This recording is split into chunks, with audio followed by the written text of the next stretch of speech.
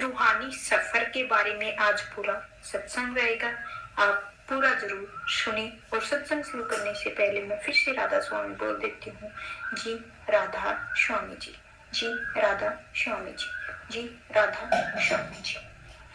हमारी आध्यात्मिक यात्रा पांव के तलवे से शुरू होकर सिर की चोटी तक जाती है।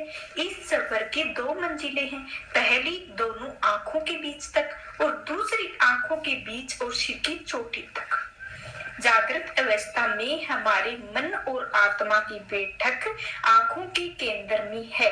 यहाँ से उतरकर हमारी चेतनता बाहर सारे संसार में फैली हुई है। आंखें बंद कर लेने पर भी हम इस केंद्र पर नहीं रहते हैं, क्योंकि हम किसी को भी स्थिर नहीं रहते हैं।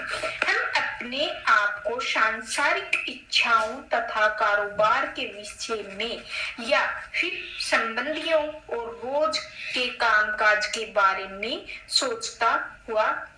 सोचते हुए पाते हैं। जिसके विषय में हम सोचते हैं उनकी शक्ल या आकृति भी हमारे सामने आ जाती है। संसार की शक्लों के बारे में सोचते रहने से उनका ही ध्यान करते रहते हैं, तो हमारी चेतना इससे बाहर के ब्रह्म से संसार में फैली हुई है।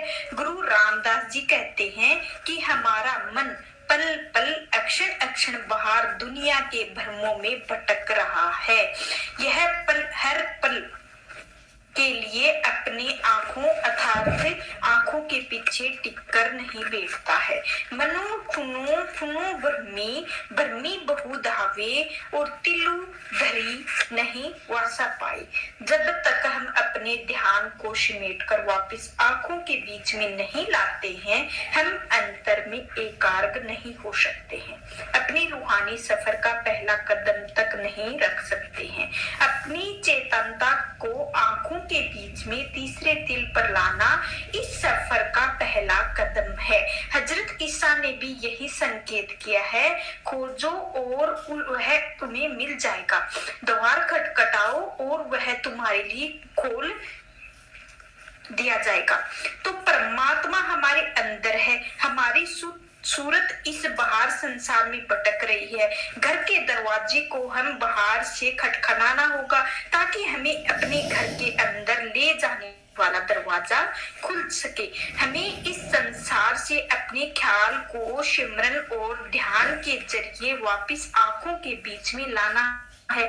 इस प्रकार हम घर के दरवाजे पर पहुंच जाएंगे, जहां पहुंचकर हमें अंदर अपने उस मार्ग को ढूंढना है। एक बार उस मार्ग पर आ जाने पर हम आखिर उस परमात्मा को पा लेंगे। हम उससे एक में ही लीन हो जाएंगे, जिसे हम इतनी बेचैनी से ढूंढ रहे हैं। गुरु रामदास जी फरमाते हैं कि हम शरीर रूपी नगर के अंदर और शब्द या नाम की खोज करके परमात्मा को मिलाप कर सकते हैं।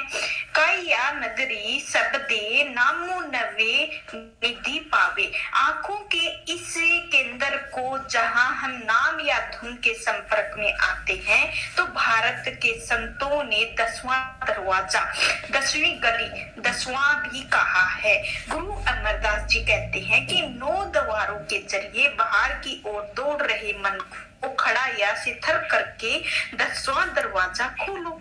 इस प्रकार तुम घर के दरवाजे पर पहुंच पाओगे। वहां पहुंचने पर आपको वह अनहद शब्द सुनाई देगा जो अंदर दिन रात गूंज रहा है, दुनकारी दे रहा है। यह शब्द सतगुरु के उपदेश पर चलकर ही सुनाई देता है। नौ दर ठाके दावत तू रहाई, 10वीं निज घरी वाशा पाई। उथे अनहद शब्दे जह वजीही, दिनों रात गुरमति शब्दों सुना वणिया। तो परमात्मा के नूर से भरपूर अथवा नाम हम सबके अंदर अपनी पूरी उज्जवलता के साथ हमारे साथ गूंज रहा है। और जब तक रूहानी अभ्यास के द्वारा हम वापिस आंखों के केंद्र में स्थिर नहीं होते हैं, हम कभी भी उस धुन के संपर्क में नहीं आ सकते हैं।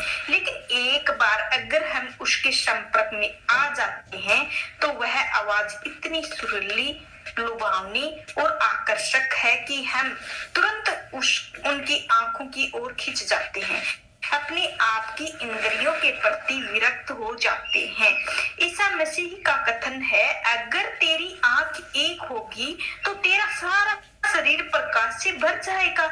जब हम उस एक आंख को खोल लेंगे तो अपनी चेतनता को सिमेटकर आंखों के केंद्र पर ले जाएंगे और इस शरीर रूपी मंदिर के अंदर प्रभु की दरगाह का दरवाजा खुल जाएगा। जब हम उस प्रकाश को देखकर उस शब्द धुन को सुन सकेंगे, उस प्रभु को इन बाहरी आंखों के द्वारा नहीं, आंतरिक रूहानी नेत्र के द्वारा देखा जा सकता है। गुरु अर्जुन देव जी फरमाते हैं कि जिस आंख से मेरा प्रियतम प्रभु देखा जा सकता है, इन आंखों से भिन्न है। नानक से अखड़िया और बी अनी जिनी दी संधो माँ पही। तो गुरु अमरदास जी कहते हैं, जब अंदर की आंख अथवा दिव्य दृष्टि खुल जाती है तो मुक्ति का भंडार प्रकट हो जाता है। अंदरूनी खोले दिव्य दृष्टि देखे मुक्त भंडार।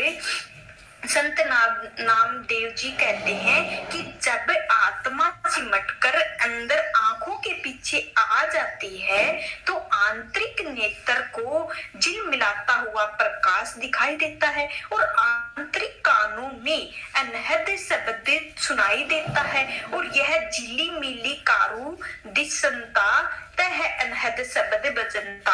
तो उस प्रकाश तथा शब्द की सहायता से हम अपने घर की दिशा को निश्चित कर लेते हैं, घर की ओर ले जाने वाले रास्ते पर चलने लगते हैं। उस प्रकाश को देखकर और उस शब्द को सुनकर ही हम अपने पिछले किए हुए पापों का प्रायश्चित करने का योग्य बनते हैं। इस प्रकार आत्मा को मन के जाल से मुक्ति कर लेते हैं। केवल तभी आत्मा एक बार फिर पूर्णता को प्राप्त करके और अपने आदि तथा असली प्रकाश में जगमगा सकती है। केवल तभी ही हम उस परमात्मा परमपिता के स्तर तक पहुंचे के परम आनंद का चीर शांति के सागर में लीन हो सकते हैं। जब हम अपनी चेतना धरा या सूरत को आंखों के केंद्र पर लाने में सफल हो जाते हैं, तब हमारा मन अंतर में होने वाली शब्द की मधुर धुन से उसी ही प्रकार जुड़ जाता है। जिस प्रकार एक सुई चुंबक की ओर खींची जाती है, उसी ही धुन के बाद हम इंद्रियों को अपने आप विमुख हो जाते हैं। इस समय हमारे मन का झुकाव नीचे इंद्रियों और भोगों की ओर है।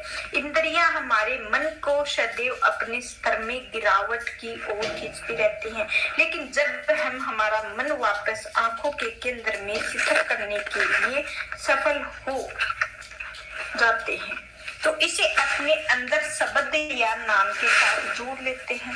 तो शब्द के प्रति लगाओ आप अपने अंदर संसार के और अपरामता या विरक्त पैदा कर देते हैं। तब जप तप काया कलेश संयम आदि के द्वारा मन की इंद्रियों से भोगों से हमेशा के लिए अलग कर सकना असंभव है, क्योंकि अनासक्त किसी से भी आसक्ति पैदा नहीं कर सकती है। केवल आसक्त ही हमारे अंदर अनासक्त पैदा कर सकती है। जब हमारा मन अंदर में उस दिव्य संगीत में जुड़ जाता है, उसके अंदर के प्रकाश को देखता है, तो उसके प्रति लगाव या आसक्त अपने आप मन में इंद्रियों के भोगों के प्रति अनासक्त पैदा कर देती है, मन को उनसे मुक्ति कर देती है। तो स्वामी जी महाराज कहते हैं, धुन सुन करे मन समझाई कोटि जतन से यह नहीं माने। तो अपनी चेतना को समेटकर आंखों के अंदर में में लाने पर तथा उसे अंतर में शब्द या नाम के साथ जोड़ने की विधि किसी पूर्ण पुरुष और पूर्ण गुरु से प्राप्त हो सकती है, क्योंकि प्रभु का यही विज्ञान है, यही खजाना हमारे हर एक के अंदर है। हमें केवल उन्हीं पूर्ण संतों से, उन्हीं के पूरे सतगुरु से मिल सकता है, जो खुद से आंतरिक रूहानी मार्ग को तय कर चुके हैं। परमात्मा ने इस खजाने की कुंजी अपने प्यारे भक्तों और पूरे सतगुरुओं के हाथ में दे दी है। केवल वे ही हमें इसका भेद दे सकते हैं। सती गुरु हति कुंजी होर तू डेरो खुले नाही, बिनु सतगुरु को नाहू न पाई। प्रभु ऐसी बनत बनाई, हे मत को बरमी बुली संसारी, गुरु बिन कोई न उतरसी पारी। तो सतगुरु के बिना, गुरुओं के बिना हम कोई भी पार उतार नहीं सकता है। तो संसार में हम जो कुछ भी सीखते हैं, एक शिक्षक सिखाते हैं। बच्चा बैठना, उठना, चलना, बोलना आदि अपनी माता से सीखता है। स्कूल में जाकर वह अपनी पढ़ाई लिखना और अध्यापकों से सीखता है। बाद में योग्य इंजीनियर, डॉक्टर बनने का, विशेष कलाओं में प्रवीण होने के लिए लंबे समय तक उसे विशेषज्ञों को देख रेख में शिक्षा लेनी पड़ती है। अध्यात्मता को एक बहुत ही कठिन और गुड विषय है। एक शिक्षक या गुरु का होना अनिवार्य और लाजिम है। इस संसार में तो हम एक शिक्षक या मार्ग का दर्शक के बिना कुछ भी नहीं कर पाते हैं। तो परमात्मा की प्राप्ति के लिए रूहानी शिक्षक के बिना कैसे प्राप्त कर पाएंगे। तो आज का सत्संग यहीं समाप्त होता है। चैनल को लाइक, शेयर, सब्सक्राइब जरूर करें। आपका दिल से शुक्रिया होगा राधा स्वामी जी, और आप खुश और स्वस्थ रहें राधा स्वामी जी।